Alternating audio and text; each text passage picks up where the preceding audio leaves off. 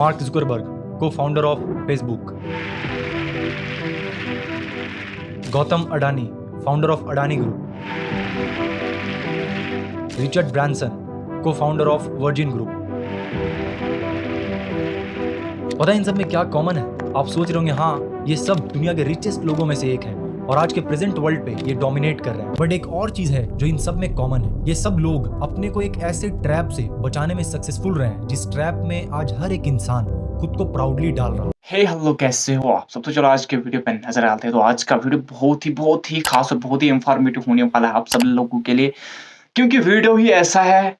मैंने पहली बार इस वीडियो को देखा, सच में मैं अंदर से टूट गया हूँ। मैंने सोचा क्यों ना आपको भी इस वीडियो को दिखाया जाए। बहुत ही इंफॉर्मेटिव वीडियो लगा मेरे को, तो मैंने सोचा क्यों ना अपनी ऑडियंस, अपने व्यूअर्स को भी दिखाया जाए, तो आपको भी समझ आएगा क्यों सक्सेसफुल इंसान हम नहीं बन पाते हैं, कारण क्या है। तो इसी पे आज हम करने वाले हैं रिएक्शन। तो चलो देख लेते हैं इस वीडियो को। बाकी लाइक कमेंट जरूर करना और चैनल पर नए हो तो सब्सक्राइब भी जरूर करना, क्योंकि इस चैनल पर आपको ऐसे इंफॉर्मेटिव और फनी कंटेंट देखने को मिलेंगे। तो चलो लेट अस स्टार्ट।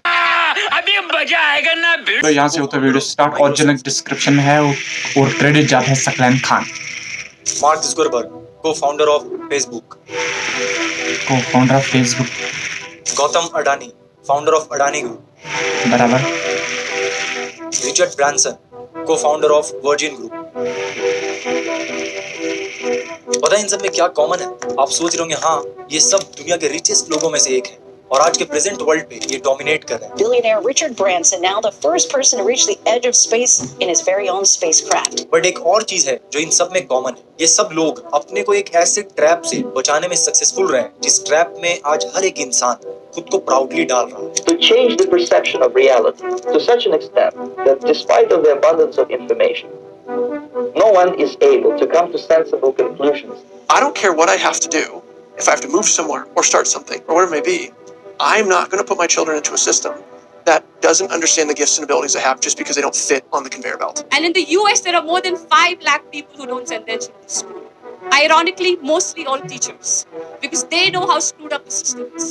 और दूसरी तरफ वो आप जो शायद अभी किसी कॉलेज में पढ़ाई कर रहे हो, टाइम पे असाइनमेंट्स कर रहे होगे, 90% अटेंडेंस मेंटेन कर रहे होगे, ना चाहते हुए बुक्स को मेमोराइज कर रहे होगे और हर रूल्स को फॉलो कर रहे हो, इस उम्मीद में कि जब आप कॉलेज से निकलोगे तो आपके पास एक ग्रेजुएशन डिग्री होगी, आपको एक अच्छी जॉब मिल जाएगी, उसके बाद आप अपने पेरेंट्स के लिए एक बड़ा सा घर खरीदोगे, एक महंगा कार खरीदोगे, शादी करोगे, बच्चों को अच्छे स्कूल में भेजोगे और खूब सारे पैसे कमाओगे। बट रियलिटी क्या है आपको पता है? आपने तैयारी शुरू करी, आप कितने साल के थे? सर उस समय हम 18 साल के थे और अभी हम 30 साल के हो गए। 30 साल। पिछले 12 सालों में आपने अपनी जिंदगी में क्या किया? जिंदगी में सर पढ़ते क्या डिग्री लेते क्या। मैंने 3 सब्जेक्ट में पोस्ट ग्रेजुएट किया, बीएड किया, सीटेट क्वालिफाइड है, नेट क्वालिफाइड है सर। आप 15 साल मेहनत करने के बाद फाइनली एक ग्रेजुएशन डिग्री ले लेते हो, बट अब आपको पता चलता है कि आपको जॉब नहीं मिल रहा। आप ना जाने कितने इंटरव्यूज देते हो, लेकिन हर जगह आपको किसी न किसी कारण से रिजेक्ट कर दिया जाता है। लोग आपका मजाक बनाने लगते हैं। देखते हैं हम लोग को बहुत हीन भावना से परिवार रिश्तेदार लोग बात नहीं करते सर, और मैं 2 साल से गाँव में भी नहीं गया अभी तक। दुख है सर, क्या बोलूं। मैं अपने दुख और पीड़ा को किसी का सामना नहीं कर सकता हूँ सर। बहुत संघर्ष से पढ़ा हूँ, ट्यूशन पढ़ा के मैं 2012 से ट्यूशन पढ़ा के अभी तक मैं पढ़ाई किया हूँ और मैं कुछ भी हासिल नहीं कर पाया।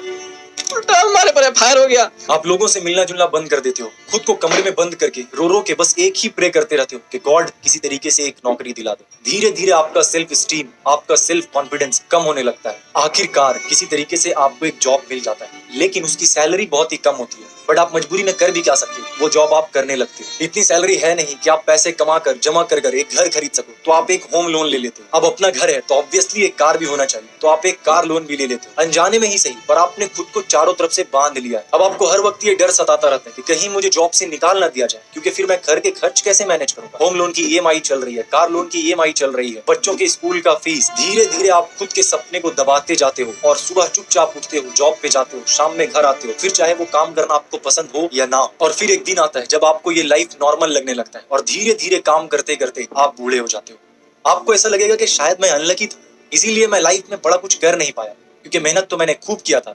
पर सच कुछ और ही है मेरे दोस्त, जो आज तक आपसे छुपा कर रखा गया।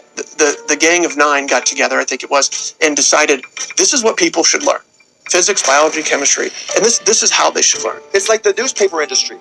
right? More printing presses, more big buildings, right? Makes us look grander. The people who built the schools were consciously aiming at eradicating the will of the students who were part of the system because they wanted them to be obedient. The entire purpose of a big university is to give you a foundation to fail, not a foundation to get an A. जिस education system को आप बचपन से आंख बंद करके follow करते आ रहे हो, उस एजुकेशन सिस्टम को बनाया ही इसीलिए गया था ताकि आप फेल हो सको। उस एजुकेशन सिस्टम को बनाया ही इसीलिए गया था ताकि आप एक ओबीडिएंट फैक्ट्री वर्कर बन सको। आपको लग रहा होगा मैं कुछ भी बोल रहा हूँ, but I promise, just give me few minutes और उसके बाद आपको ये पूरा का पूरा ट्रैप खुद अच्छे से समझ आ जाएगा। सो ट्रैप है। धीरूभाई अंबानी, विराट कोहली, आमिर खान, नरेंद्र मोदी, ये सब हमारे इस करंट एजुकेशन सिस्टम के ट्रैप में नहीं फंस सकते।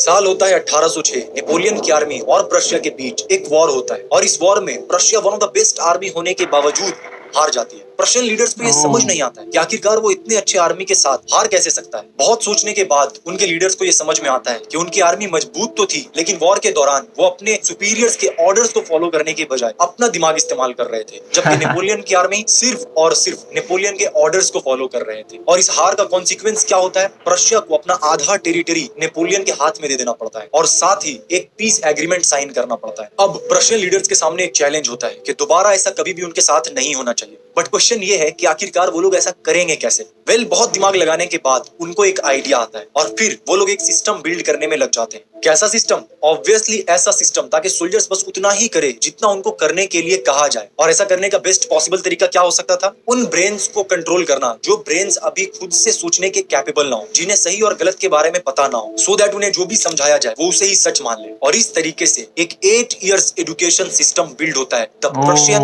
Education system.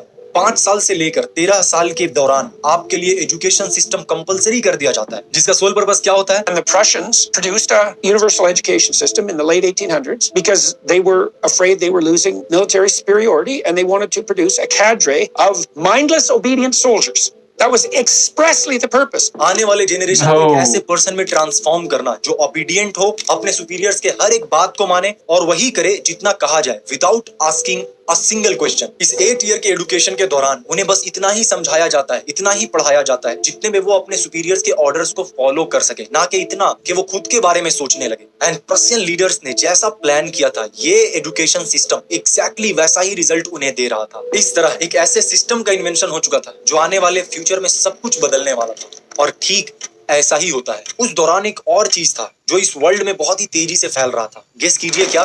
साल 1760 से लेकर 1840 के दौरान इंडस्ट्रियल रेवोल्यूशन अपने पीक पर होता है। ग्लोबल इकोनॉमी बहुत ही तेजी से दूसरे डायरेक्शन में शिफ्ट हो रहा होता है। अब तक लोग एग्रीकल्चर करके अपने हाथों से प्रोडक्ट्स बनाकर पैसे अर्न कर रहे थे, बट अब वर्ल्ड पे मशीन्स डोमिनेट करना शुरू कर देता है। जितना प्रोडक्ट्स एक इंसान पूरे महीने भर में नहीं बना पा रहा था, एक मशीन उससे कहीं ज्यादा प्रोडक्ट एक दिन में बना दे रहा था। But there was a problem, और वो प्रॉब्लम क्या था? फैक्ट्रीज में वर्कर्स का कमी होना। क्योंकि लोग अपने फील्ड में एग्रीकल्चर कर रहे थे, अपने हाथों से प्रोडक्ट्स बना रहे थे, छोटे मोटे बिजनेस कर रहे थे और पैसे अर्न कर रहे थे। ऐसे में कोई अपना ये सब कुछ छोड़कर किसी और के फैक्ट्री में एज अ लेबर क्यों काम करना चाहेगा? इस प्रॉब्लम का सोल्यूशन कैसे निकाला जाए? वेल, प्रशियन एजुकेशन सिस्टम अपने रिजल्ट्स के कारण ऊपर के बैठे लोगों तक ऑलरेडी पहुंच चुका था और अब डिफरेंट कंट्रीज अपना एजुकेशन सिस्टम इस प्रशियन एजुकेशन सिस्टम के मॉडल पे बनाना शुरू कर देती है। और इस बारी सोल पर्पस क्या होता है? इस बारी सोल पर्पस होता है एक ऐसा जनरेशन तैयार करना जिनके क्रिएटिविटी को किल करके उनके दिमाग में पैसा अर्न करने का बस एक ही ऑप्शन रह जाए, और वो हो work as a labor in factories. Corporate types mostly who wanted to produce cadres of obedient workers. And that's why the desks are in rows, and that's why there's factory bells, and that's why it's top-down leadership. और ठीक ऐसा ही होना शुरू हो जाता है। जो लोग अब तक फार्मिंग करके छोटे मोटे बिजनेस करके मनी अर्न कर रहे थे, उनके बच्चों के ब्रेन को इस तरीके से ब्रेन वॉश किया जाता है कि जब वो अपना एजुकेशन कंप्लीट करके निकलते हैं तो उनके दिमाग में पैसा अर्न करने का बस एक ही ऑप्शन रह जाता है, और वो होता है किसी फैक्ट्रीज में काम करना। और इस तरह लेबर्स की जो कमी थी वो धीरे धीरे पूरा होना शुरू हो जाता है। उस समय हमारा देश ब्रिटिशर्स का गुलाम था, बट दिक्कत अंग्रेजों के सामने भी था, और वो दिक्कत था कि वो थे तो बस कुछ ही, और इतने बड़े आबादी को कंट्रोल में रखना बहुत ही मुश्किल हो रहा था। साल होता है 1835। थॉमस बेबिंगटन मकाउले, जिसके बारे में शायद आपने अपने स्कूल लाइफ में पढ़ा होगा एज द लॉर्ड मकाउले के नाम से, वो एक प्रपोजल तैयार करता है इंडिया में इंग्लिश एजुकेशन को प्रमोट करने के लिए। और लॉर्ड विलियम बेंटिक, जो कि उस वक्त ईस्ट इंडिया कंपनी का गवर्नर जनरल होता है, वो इसे इंग्लिश एजुकेशन एक्ट ऑफ 1835 के थ्रू पास कर देता है। एंड अगेन ये जो एजुकेशन सिस्टम होता है ये मोर और लेस प्रशियन एजुकेशन सिस्टम पे ही बेस्ड होता है। और इस बार मकसद क्या होता है, लोग सोच रहे थे कि ब्रिटिशर्स हमारा भला ही चाह रहे हैं, हम सभी लोगों को इंग्लिश सिखाना चाह रहे हैं, पर सच क्या था? वेल, आप खुद मकाउले से सुनो। Education should create a class of persons, Indian in blood and color, but English in taste, opinions, in morals and in intellect. धीरे धीरे ही सही, लेकिन अंग्रेज अपने इस मकसद को अंजाम तक पहुंचा देते हैं। ऑफिस में क्लर्क से लेकर आर्मी में सिपाही तक हर जगह इंडियंस काम कर रहे होते हैं। अब ब्रिटिशर्स इंडियंस को ही इस्तेमाल करके इंडियंस को ही गुलाम बना करते। ब्रेन वॉश इस हद तक किया जा चुका था कि इंडियंस ब्रिटिशर्स के रूल्स को फॉलो करना अपना ड्यूटी मानने लगे थे। आप शायद सोच रहे होंगे, वाह ब्रिटिशर्स ने क्या दिमाग लगाया था। पर खैर, अब तो 76 साल हो गए हैं आजादी को, अब तो सब कुछ बढ़िया हो गया है ना। अगर आप ऐसा सोच रहे हैं तो कुछ ही मिनट्स के बाद आपको अपने इसी सोच पे हंसी आएगी।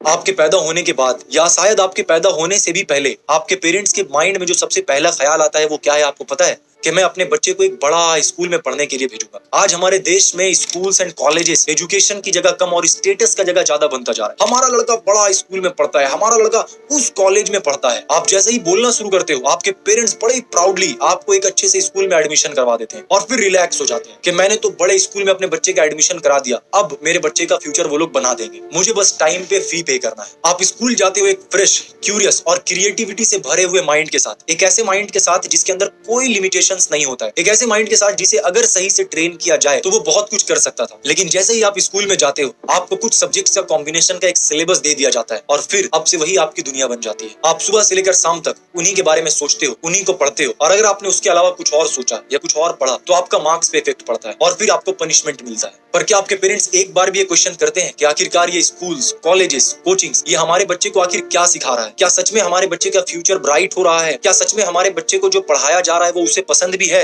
नहीं, क्योंकि उन्हें ऐसा लगता है कि हमारे बच्चे का फ्यूचर बनाया जा रहा है, हमारे बच्चे को एक कामयाब इंसान बनाया जा रहा है। पर अगर आप थोड़ा सा भी ध्यान से सोचोगे तो आपको समझ आएगा कि इस पूरे स्कूल एंड कॉलेज के दौरान आपको एक ऐसा पर्सन बनाने का प्रोसेस चल रहा होता है जो पर्सन जब स्कूल एंड कॉलेज से बाहर निकले तो उनके दिमाग में बस एक ही गोल हो, किसी तरीके से जॉब मिल जाए। और अगर दूसरे शब्द में कहूँ तो कोई मुझे अपने यहाँ काम पर रख ले। हर बच्चा यही चाहता है कि मैं सरकारी जॉब में पहुंचूं, अपने घर की अर्थव्यवस्था को सही करूं। मेन मकसद तो यही होता है हर आदमी का, क्योंकि सरकारी जॉब एक ऐसी जॉब है कि वो आदमी को मरते दम तक साथ देती है। इसलिए हर आदमी सोचता चाहे चपरासी की मिल जाए लेकिन सरकारी मिल जाए। आपके पूरे स्कूलिंग एंड कॉलेज के दौरान आपको कभी भी सेल्फ डिपेंडेंट होने के लिए सिखाया ही नहीं जाता। क्यों?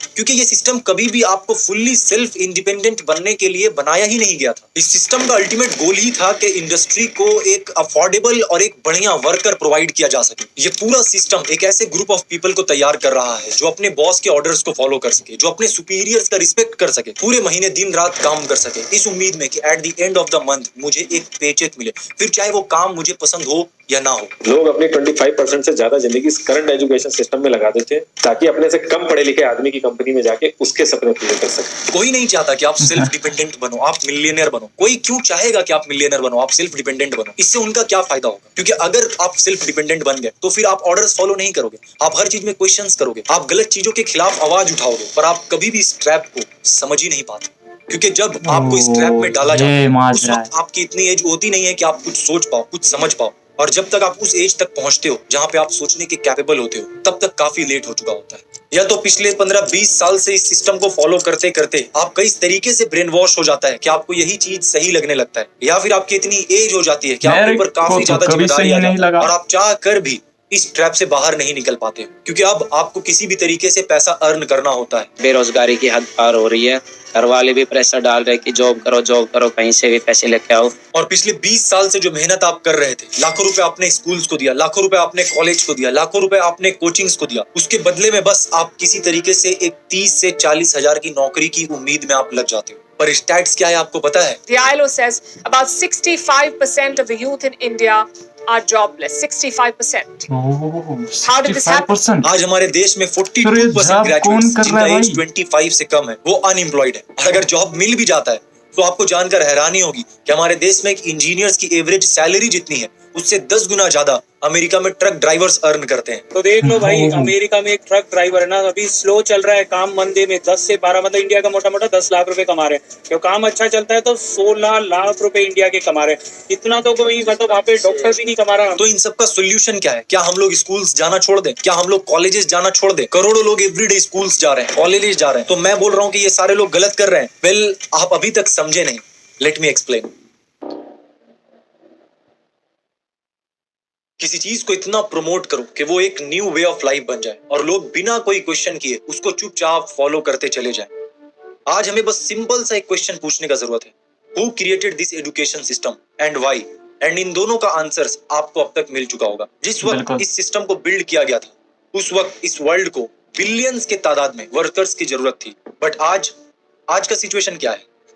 The assumption is you crack the Total IIT and jobless. you're set for life. A big pay package awaits you. Perhaps not anymore. The news coming out of the IITs is worrying. In the Bombay campus, 36% students are yet to be placed. We're talking about the best engineering college in India. Last year was more of the same. We looked at other IITs too. In the Delhi campus, 40% students were not placed in 2023. In Kanpur, 31% are yet to be placed. कल भी इस system को follow करके लोग below average life जी कर मर गए, ना खुद के शौक पूरे कर पाए, ना ही अपने बच्चों के लिए कुछ बड़ा विरासत छोड़ पाए, और ना ही आज इस सिस्टम को फॉलो करके कोई करोड़पति बन रहा है। बस एक पेचेक टू पेचेक लाइफ में अटक कर रह जा रहा है और हर वक्त बस इसी डर में जी रहा है कि इतने सारे ले ऑफ्स हो रहे हैं, कहीं अगली बारी मेरी तो नहीं। और इसी डर के कारण अपने सेल्फ रिस्पेक्ट तक को दांव पर लगाकर अपने सुपीरियर्स के सारे ऑर्डर्स को फॉलो कर रहा है और चुपचाप काम किए जा रहा है, फिर चाहे वो काम पसंद हो या ना हो।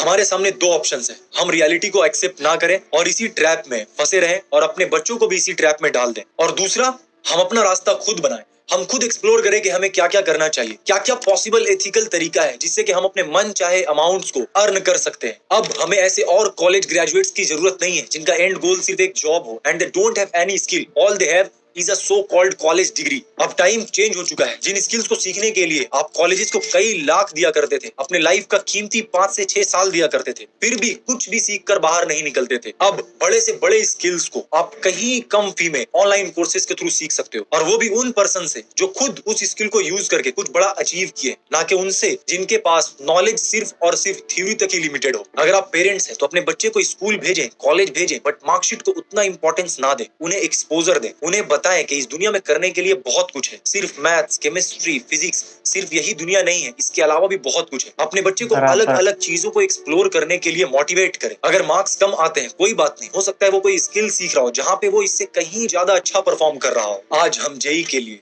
नीट के लिए, गेट के लिए 1 ईयर ड्रॉप, 2 ईयर ड्रॉप लेते हैं, बट क्या कभी खुद के पैशन को समझने के लिए, खुद के इंटरेस्ट को जानने के लिए, अलग अलग अपॉर्चुनिटीज को एक्सप्लोर करने के लिए ड्रॉप ईयर लिया है? क्या आपको स्टेबल एंड एवरेज लाइफ चाहिए, या आपको लाइफ में कुछ बड़ा करना है, खूब पैसे कमाना है, अपने ड्रीम्स को पूरा करने के लिए जी जान लगाना है? डिसीजन आपको लेना है। तो दोस्तों ये था आज का वीडियो। कैसा लगा आपको ये वीडियो कमेंट बॉक्स में जरूर बताना, और ये भी बताना कि इसने सच बोला या झूठ बोला। मेरे को बहुत ही अच्छा वीडियो लगा और बहुत ही इंफॉर्मेटिव भी था। आप लोगों को कैसा लगा ये वीडियो कमेंट बॉक्स में जरूर बताना। तो आज के लिए इतना ही, नेक्स्ट किसी वीडियो में मिलते हैं, तब तक के लिए अल्लाह हाफिज, गुड बाय।